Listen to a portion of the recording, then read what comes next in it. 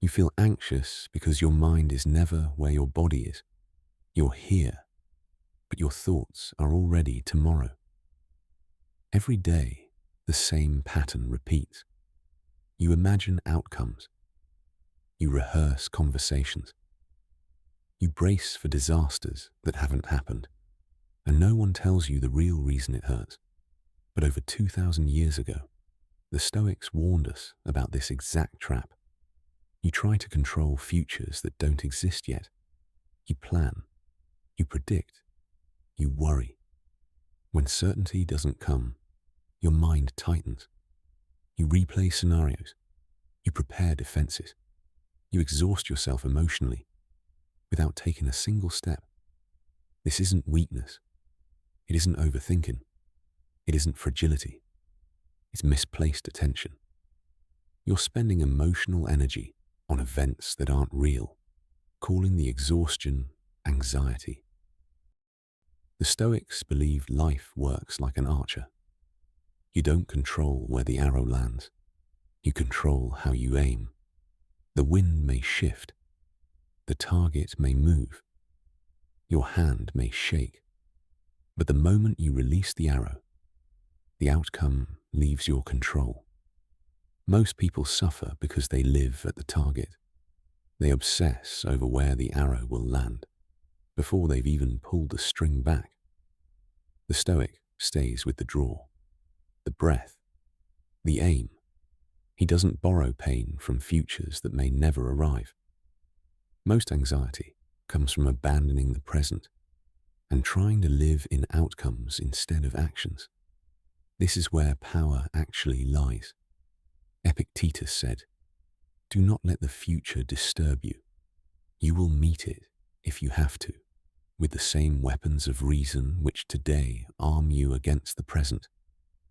In simple terms, this means, if you can handle now, you can handle later. Most people believe the future requires special strength. The Stoics knew this was an illusion. You don't gain new powers tomorrow.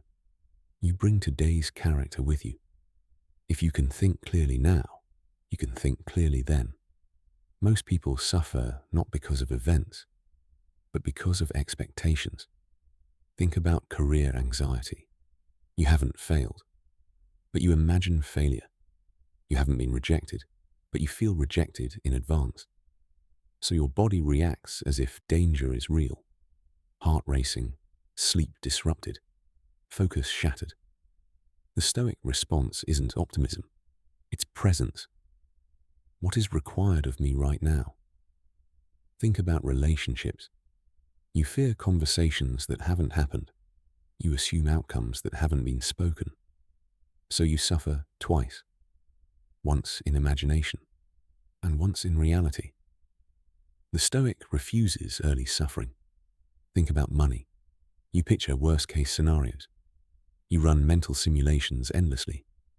Yet nothing changes, except your peace. The Stoic prepares practically, then stops rehearsing disaster. Preparation is wise. Rumination is self-harm. The Stoic knows the difference.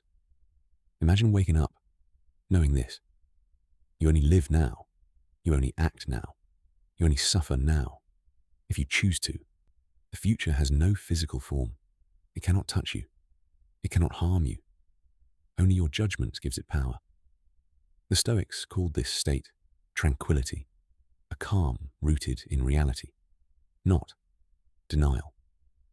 When your mind stays where your feet are, your strength returns. You don't become careless. You become precise. This is what real calm feels like. Today, practice this.